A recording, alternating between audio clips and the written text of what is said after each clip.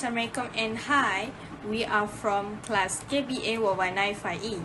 So we will present about Islamic banking issue part 2.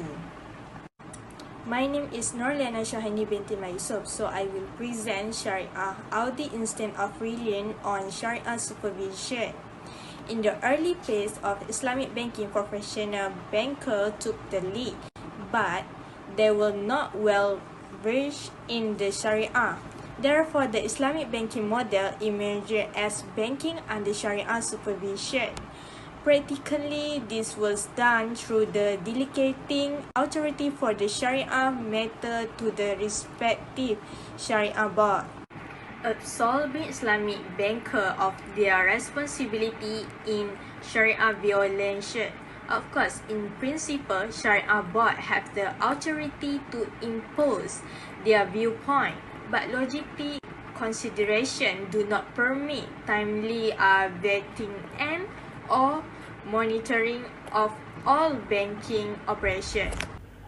Hi and Assalamualaikum. My name is Nurin Jaslina binti Rizal from KBA 119-5E. I will continue for my part, which is finance gap. First of all, what is finance gap? Finance gap is the amount of money required to finance a businesses or project's continuous operations or future development if it is not currently funded by cash, stock, or debt. Finance gap is also the ease with which a very young firm may obtain finance is determined by a number of factors. When one examines the present interaction between SMEs and Islamic banks, the funding gap may be identified. The gap will be presented by the next presenter. Thank you. Hi and Assalamualaikum. I'm Nur Izzati Safari from KBA 119-5E.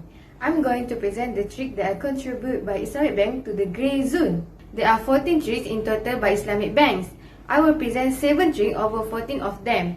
Other 7 tricks will be presented by my partner, which is Nur Zuhaira. For the first trick is most Islamic banks just have less branch, and these are deficit to serve all SMEs working in one specific local. Second, the vast majority of the Islamic banks are new and thusly are not notable to the SMEs. Thirdly, the majority of the staff of Islamic banks absent of information on value-based financing items, especially musyaharakah and other monetary items that are seldom here in the market, like istishna and salam. Fourth, a large portion of Islamic banks absent of gifted labor, particularly to deal with more confounded items. For example, musyarakah financing and other unwell-known items.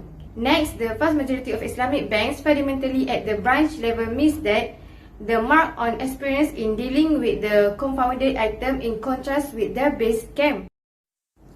Furthermore, the greater part of Islamic bank at the branch level just relies upon their in-house preparing programs, which are directed by their human asset office.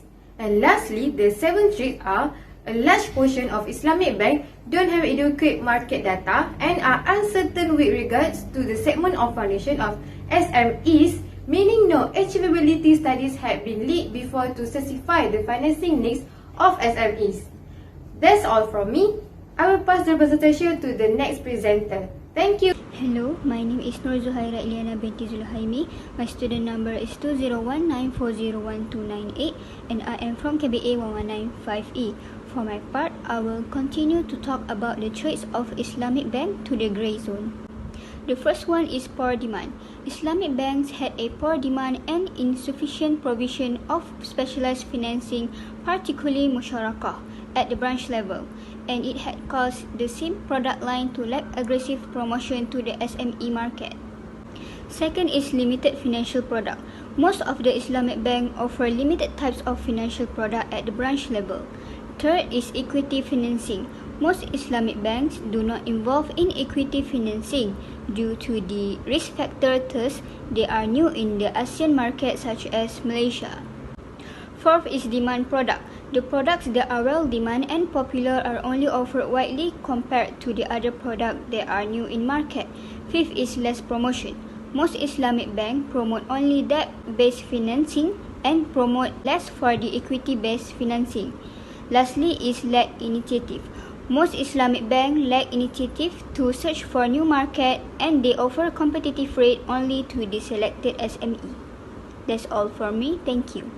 Hi and Assalamualaikum warahmatullahi wabarakatuh. My name is Nofara Izzati binti Muhammad Rizwan from class KBA 1195E. So today I'm going to present about 14 traits that are believed to encourage the existing financial gap within the market.